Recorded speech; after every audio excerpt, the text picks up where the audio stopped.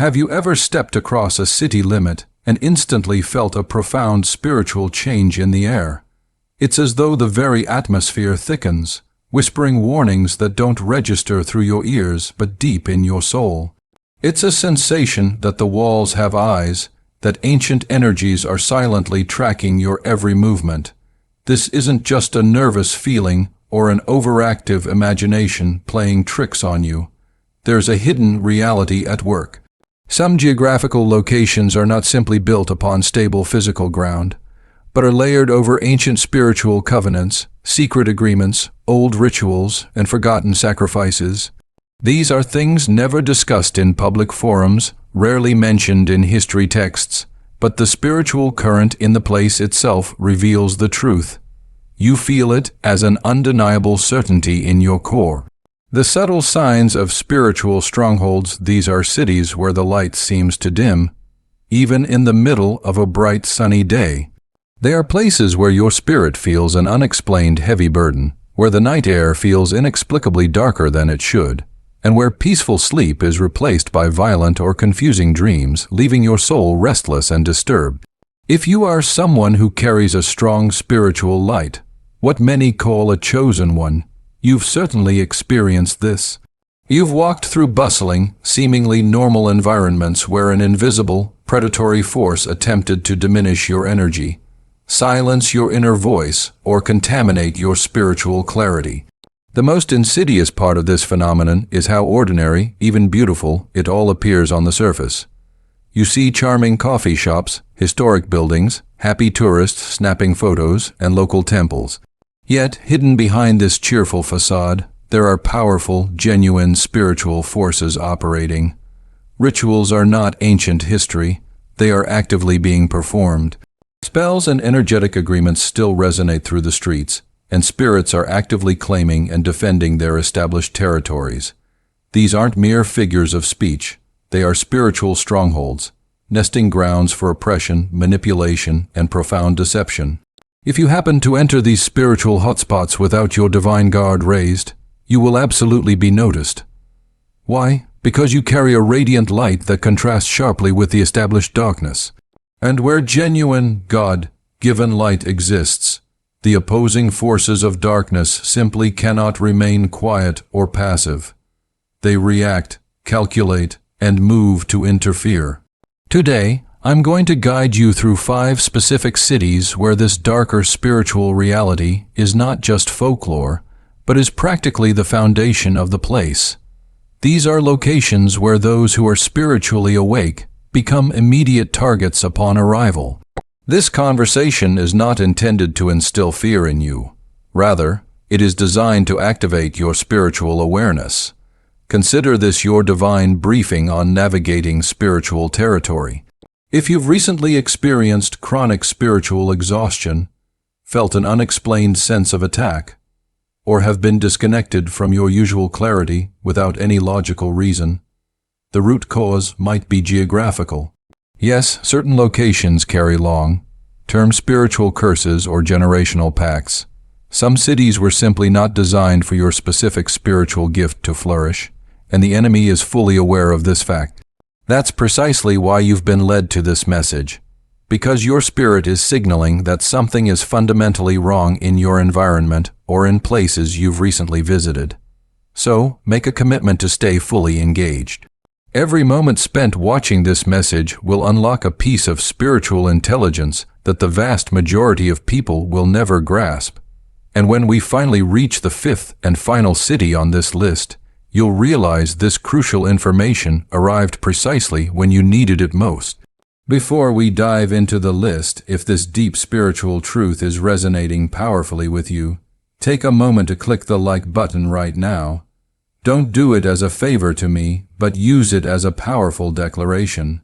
I choose to remain spiritually awake and alert. If you haven't already, please subscribe. This platform is about much more than just content. It's about accessing and sharing spiritual intelligence. And finally, drop a comment with the number 99 below. Psalm 99 speaks of a God who reigns supreme in both power and justice, asserting his dominion even over the most entrenched, darkest territories. Let's begin. City number 1, Salem, Massachusetts, USA, the city that never forgot at first glance. Salem appears perfectly harmless and inviting. It has charming, historic streets, quaint wooden houses, and little shops filled with crystals, candles, and spiritual trinkets. Friendly local guides share tales about the area's history. But history in Salem doesn't simply exist in the past. The spiritual energy here refuses to settle down and be quiet. It is palpable. It breathes, it moves, and it absolutely remembers its ancient, painful past. The moment a chosen one enters the city limits, the entire atmosphere shifts, as if the very ground recognizes your unique spiritual identity. Salem is not just a historical museum, it's an active spiritual echo chamber. This echo is filled with unresolved trauma, broken spiritual energy, and old rituals often masked as historical folklore. People enjoy the lighthearted stories, but they overlook the fact that these stories originated from something deeply and terribly real. In Salem, the power of witchcraft is not merely a chapter in a dusty book. It's a spiritual frequency, a tangible vibration woven right into the fabric of the land itself. As tourists excitedly photograph painted symbols on windows, they remain completely unaware that some of these markings were never intended for entertainment. They were originally used as spiritual markers, powerful seals, or coordinates for intense spiritual activity that was never truly neutralized or shut down. The specific names and modern forms of the rituals may have changed, perhaps becoming more aesthetically pleasing or seemingly harmless. But the core intention behind many of them still connects with forces that are not passive and don't operate by human rules. These forces immediately recognize and react to genuine spiritual authority. When a chosen one walks through the streets of Salem, the air noticeably tightens around your chest. This is not your imagination, it is direct spiritual resistance. The dominant energy of the city attempts to read you, assessing the light and authority you carry. If your light is potent and undeniable, Salem responds the way darkness always does. It meticulously calculates how to create interference and disruption. Many chosen ones report experiencing sudden, intense headaches or an inexplicable, overwhelming wave of sadness shortly after arriving. Others detail intense, dark dreams immediately after leaving the city, suggesting that something followed them home, desperately seeking one final opportunity to whisper into their soul. This is because Salem is not a passive location. It is actively engaged. It operates as a spiritual archive that continuously seeks to feed on unprotected spiritual energy. Yet, the true spiritual hazard in Salem is not solely the centuries-old rituals. It lies in the contemporary rituals currently unfolding, often hidden behind seemingly harmless labels like ancestral workshops, energy gatherings, wellness practices, or meditation circles. Many of these modern activities unwittingly open real spiritual doors, and they often leave those portals unlocked and unguarded. A city with numerous open spiritual access points becomes a powerful magnet for wandering, fractured energies, and for entities that actively crave the profound sensitivity of a chosen one. If you enter this environment without your spiritual defenses, your mind instantly becomes a central battlefield. Your unguarded emotions turn into an easy entry point, and your spiritual clarity becomes the sought-after prize. Salem rarely attacks with loud, obvious confrontation. Instead, it seduces quietly. It subtly implants disruptive ideas into your mind, slowly drains your spiritual discernment, and encourages you to second-guess your strongest intuition. The most dangerous aspect is its gentle, beautiful outer appearance. The enemy knows this fundamental truth. The most potent and deceptive traps are always meticulously wrapped in beauty and allure. However, there is an even deeper spiritual truth concealed within Salem. It's an ancient wound in the atmosphere itself, a trauma created by widespread manipulation, fear, injustice, and death. This spiritual wound essentially became a massive spiritual doorway, and that doorway initiated a destructive cycle that continues to spin today, pulling the spiritually unprotected into obsession, confusion, and darkness disguised as profound enlightenment. If everything I've shared so far has unsettled you, then that is a positive sign, because you need to internalize this next point. Salem reacts most intensely to those whose spiritual calling directly threatens the established darkness. If you experience heaviness, a constant feeling of being watched, or acute spiritual pressure there, it's because the city's dominant force recognizes your divine assignment. You are not inherently vulnerable, you are simply noticed. But here is the deeper truth to hold on to. Salem, intense as it is not the most spiritually perilous city on this list. Not even close. If this first city has already put your spirit on high alert, prepare yourself for what hides in the next location. Because the second city on our journey doesn't just whisper unsettling truths to your soul. It actively attempts to spiritually rewrite your identity. City number 2. Glastonbury, England, where mystic means manipulation, there are spiritual locations that don't loudly proclaim their darkness. They sing it softly and seductively. These are places where the air is often scented with sweet incense, where the locals speak constantly of peace and harmony, and where every corner promises some form of profound spiritual awakening. Glastonbury perfectly embodies this description. Often crowned as a major sacred site, it's wrapped in the ancient legends of Avalon and tales of divine healing, luring thousands of sincere seekers looking for truth and connection. But here is the crucial element that most visitors fail to perceive. The real spiritual danger in Glastonbury is not found in its obvious shadows. It's intricately woven into its false, alluring light.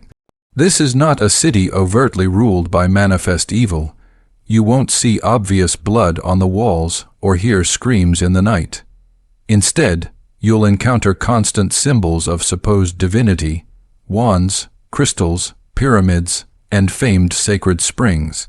People gather en masse to chant, to manifest their desires and to supposedly align their energies. But the critical question few dare to ask is, align with what, exactly? The spiritual energy field here is not a passive or neutral force. The moment you decide to surrender to this energy without active, strong spiritual discernment, you are swept into a current that pulls you powerfully away from spiritual clarity and directly toward deep confusion. Glastonbury is reputed to sit directly over potent ley lines, ancient energetic pathways believed by many to dramatically influence spiritual activity. However, not every energy current that flows through the earth originates from heaven. Some of these lines in Glastonbury have been hijacked or co-opted over centuries through continuous ritual, enchantment, and invocation. This is not mere speculation. It is an active, living network, a deep system of spiritual exchanges that continue to operate relentlessly beneath the tranquil surface. While some ceremonies are public, many remain secretive, but all of them are consistently feeding some entity or system. Chosen ones understand this. You don't merely walk into Glastonbury, you step into an arena of invisible seduction. Many visitors arrive with genuinely pure intentions, seeking profound guidance, deep healing, or a stronger connection with the divine. But they often depart feeling mentally foggy, spiritually exhausted, and with a distinct, unsettling feeling that something sacred was quietly drained from them. This happens because Glastonbury does not launch a direct attack like a malevolent entity. It embraces like a false angel. Its danger resides in its superficial beauty, in its spiritual messages that sound perfectly correct but subtly twist fundamental truth, and in its ceremonies that skillfully simulate a divine experience but simultaneously deepen your dependency on rituals, specific objects, or spiritual personalities. This is not genuine spirituality. It's a form of masterful spiritual manipulation. If you are a chosen one, your vibrant light poses a spiritual threat in this environment. You will find yourself met with profound resistance that is cunningly cloaked as welcome. People may smile warmly at you, but you'll sense an underlying hesitation or reserve in their eyes.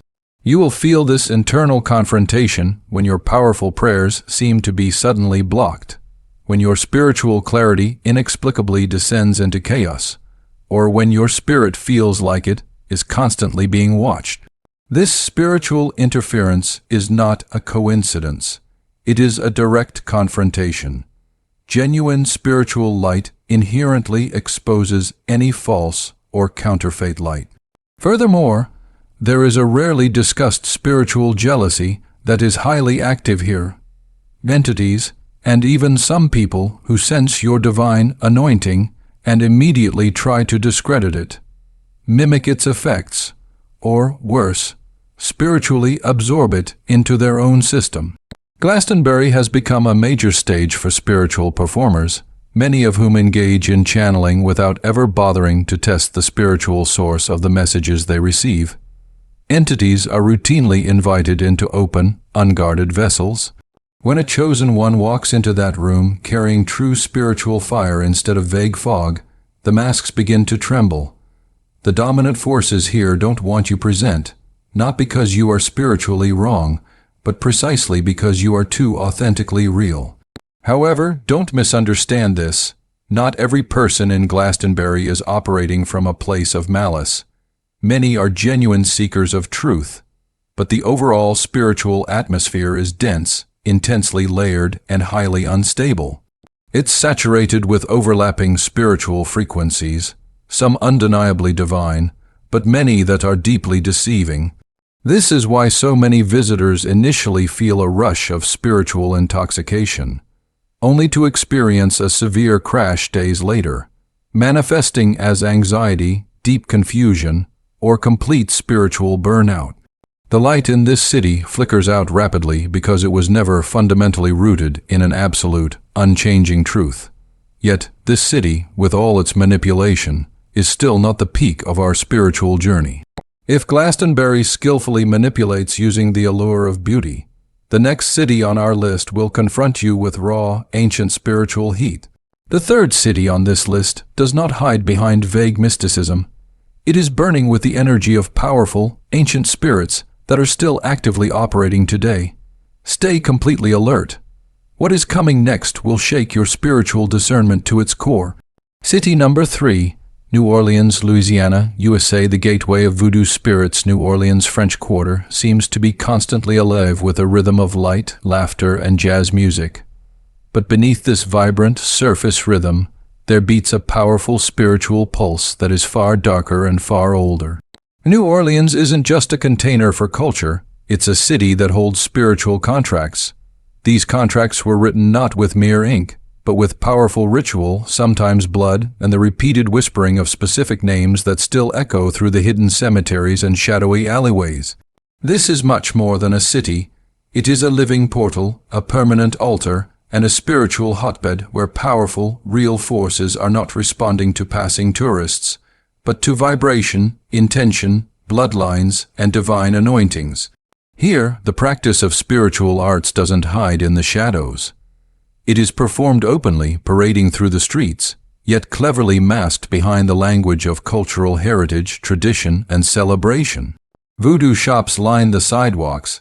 Statues of various spirits are openly displayed on shelves, and various rituals are sold to tourists as mere souvenirs. But make absolutely no mistake, something ancient and watchful is paying attention. The moment you step into this specific atmosphere, your spirit is scanned. If you are a chosen one, they will immediately know. The spirits here don't require your name, they recognize the unmistakable presence of light. New Orleans is one of the rare cities in the Western world where the old graveyards are arguably more spiritually active than the modern churches. Entire complex ceremonies are routinely conducted over specific tombstones. Offerings are frequently left at key crossroads. While most people dismiss this as simple cultural flair, the spiritual world views it with absolute seriousness. These are not myths. They are powerful spiritual mechanisms and gateways where specific entities are deliberately invoked under the disguise of respecting ancestors. What many innocently call a harmless connection with the dead is very often a spiritual binding, a transactional exchange where something significant is inevitably claimed from the naive, the curious, and the spiritually unguarded. This city possesses the power to subtly charm you into participation. A simple necklace purchased here, an impromptu chant learned there, a candle lit without proper discernment. In a moment, your soul can become entangled in a contract you never had any intention of signing. For the chosen ones, the danger often presents itself more rapidly and intensely, because your aura does not simply blend in. It actively disrupts the established spiritual order. Disrupting ancient, yet spiritual systems never goes unnoticed. Many chosen ones report sudden, unexplained illnesses after a visit, or nightmares that feel disturbingly like intense visitations.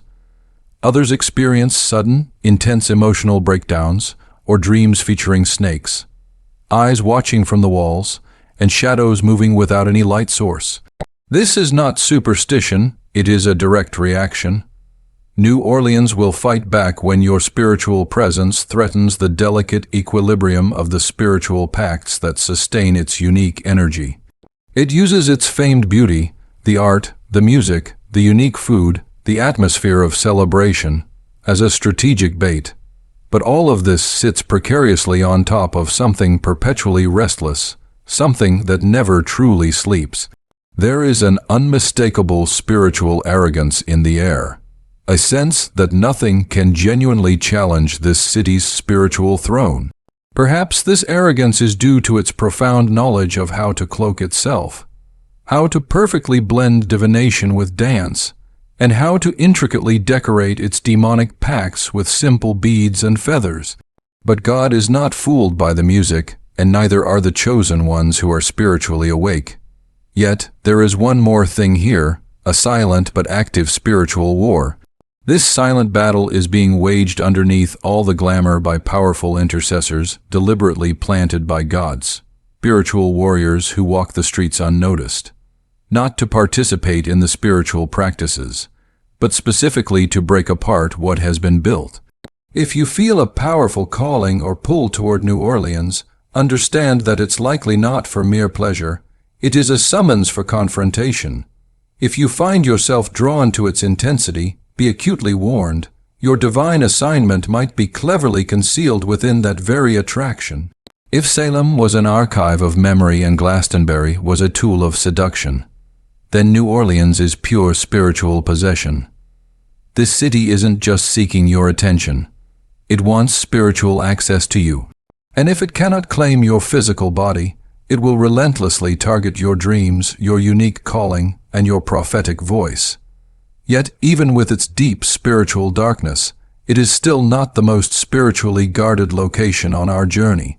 Because the next city on our list is not famous, it hosts no major festivals, and it draws few tourists. But what it lacks in public attention, it more than compensates for in sheer, concentrated darkness. What is coming next is hidden in silence, and that silence is not empty. It is absolutely charged with spiritual power. City number 4, Bloemfontein, South Africa, the coven behind the quiet. Not every spiritual stronghold announces its presence with a roar. Some instead wear silence like an impenetrable armor. Some strongholds flourish not in public chaos, but in a profound and controlled calm.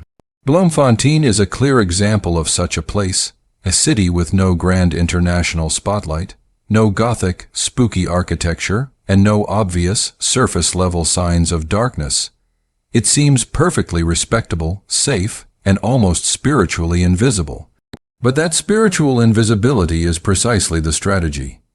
The enemy doesn't always choose to hide in the easily spotted shadows.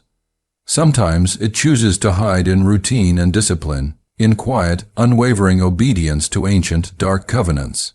Bloemfontein is widely known as South Africa's judicial capital, but there is a second, unseen court that is actively operating here, a spiritual court that is centuries older than any modern government.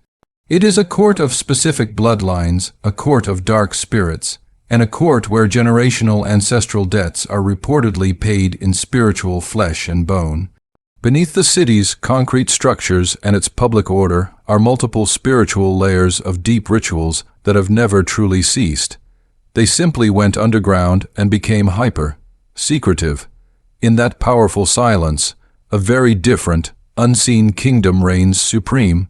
The local people speak of these matters only in hushed whispers, if they speak at all. But if you linger long enough, if you actively listen beyond the typical daily chatter, you will hear it. You will hear stories of animals found mysteriously without organs, of children disappearing, and of terrifying, vivid dreams that leave people physically bruised and breathless. There is always the persistent, unsettling feeling that something far beyond human comprehension is active, fully aware, and fiercely territorial. You feel this most intensely at night when the city becomes quiet. It is not the absence of sound that disturbs your spirit. It is the powerful presence of something else, watching, waiting, and calculating. In Bloemfontein, the practice of the dark arts doesn't scream for attention. It cleverly negotiates through secret ceremonies disguised as respected culture, through powerful tokens passed down through generations, and through certain hands that can just as calmly lay a powerful curse as they can offer a simple, surface-level prayer. The spiritual power here is not at all chaotic. It is organized, strategic, ancient, and deeply rooted in dark pacts made long before you were born. Pacts that still relentlessly demand payment. Many unsuspecting visitors leave this city with more than just photos. They often leave with a deep, persistent spiritual fatigue that no modern medicine can successfully fix, along with precise, repetitive, and terrifying nightmares that often begin the very night of their arrival. Some chosen ones report hearing voices distinctly calling their names. Others wake up with unexplained scratches. And some don't even realize they've been spiritually affected until their profound peace begins to slowly leak away days or even weeks later. What makes Bloemfontein so spiritually dangerous is not primarily the rituals themselves. It's the shocking normality of the situation, the way that the deep spiritual darkness has been completely normalized and absorbed into the daily rhythm of life. There are no dramatic, public exorcisms or visibly obvious cults, just a spiritual energy that is thick, invisible, and highly intelligent. It patiently waits until you inevitably drop your guard. If you are spiritually open but lack a deep, unshakable spiritual rooting, this city will not merely touch you. It will successfully claim something vital from you. But here is the profound twist that no one ever anticipates. Chosen ones are frequently drawn into places just like this, not by a mistake or an accident, but by a deliberate divine design. Some of you have been deliberately sent into these dark, entrenched territories, carrying a powerful light that immediately triggers these ancient systems. You feel exhausted, not because of personal weakness, but because your spirit is actively disrupting atmospheres that have remained unchallenged for decades. You feel intense pressure because the spiritual ground beneath your feet is responding to your divine frequency. You are immediately noticed not by people, but by powerful forces who instantly knew what you carried the moment you arrived on their territory. Yet, even within cities this dark, there are powerful divine assignments. There are chosen ones who are suddenly awakened in the dead of night, not by nightmares, but by clear instructions, who pray silently in simple hotel rooms and powerfully shift entire atmospheres without speaking a single audible word. This is because the spiritual war is absolutely real, but the immense power that lives inside of you is equally real. And still, we have not yet reached the darkest location, because the final city on our list doesn't just passively host darkness, it actively partners with it. When you hear what truly happens there, you will completely understand why the enemy has worked so hard to keep you distracted and unaware. The spiritual silence is now almost over. What comes next is the sound of the ultimate trap snapping shut. City number 5. Toowoomba, Australia, the circle in the forest. Some cities scream out their spiritual truth. Others cleverly seduce. But Toowoomba, Australia, primarily whispers. And that is what makes its spiritual atmosphere so lethally effective. Hidden deep within the elevated, tranquil hills of Queensland, this city is quite easy for the world to overlook. It doesn't attract headlines or major international attention. But deep within its surrounding forests, past the quiet, curving roads and the intense, fragrant silence of the eucalyptus trees, something ancient is powerfully stirring. Something that never intended to be found but is now fully, fiercely awake. Spiritual communities across Australia are intensely aware of Toowoomba's notorious reputation. This knowledge isn't shared in public blogs or newspapers, but in private circles, in unrecorded, hushed testimonies, and in terrifying dreams that echo louder than any siren. They speak of a specific, ritualistic circle deep in the forest, a defined area where animals refuse to tread, an atmosphere of suffocating heaviness, and a disturbing organization of stones placed in specific patterns, alongside the charred remains of what appear to be ancient, dark offerings. The spiritual residue here is a sound that is not audibly heard, but is intensely felt. This is not a common tourist spot. It is an active, dark spiritual access point. And those who have stumbled into it without strong divine covering describe an identical, spine-chilling feeling, that something is patiently watching them from beneath the deep, gnarled roots of the earth. You see, Toowoomba doesn't rely on typical urban distraction. Its unique spiritual power lies in its profound isolation. The farther you venture from the city's central heart, the closer you inevitably come to a dark reality that most people adamantly deny. There are gatherings held here, unspoken, unmarked, and cloaked in seemingly innocuous terms like forest cleansing or energy alignment. But those who attend often report strange hours of missing time. Some speak of figures in black robes, others report bizarre animal behavior. Dogs refusing to move, owls circling the area, and birds inexplicably dropping dead mid-flight. These are not simply metaphors for spiritual activity.